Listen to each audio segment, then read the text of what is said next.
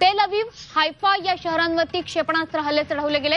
तेल अवीव शहरावर 40 क्षेपणास्त्र डागल्याची माहिती समोर आली आहे। अमेरिकेच्या एंट्रीनंतर हा संघर्ष आता अधिकच वाढलेला आहे। अमेरिकेच्या युद्धातील अलर्ट नंतर इराणने इस्रायलवरचे हल्ले अधिक तीव्र केले। इस्रायलच्या तेल अवीव आणि हायफा शहरावर जोरदार हवाई हल्ले सुरू केले।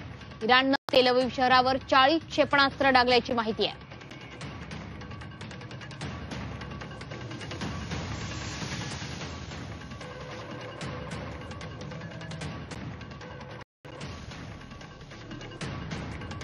तर तेल अवीव आणि हायफा या शहरावर क्षेपणास्त्र हल्ले चढवण्यात आले। तेल अवीव शहरावर तब्बल 40 क्षेपणास्त्र डागण्यात आलेले आहेत।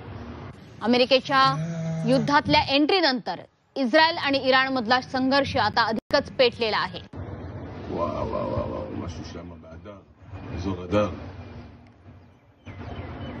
तर याच संदर्भात जागतिक युद्धभूमीवरती मत मांडलेलं आहे सतीश ढगे, निवृत्त कर्नल यांनी हे मत मांडलंय।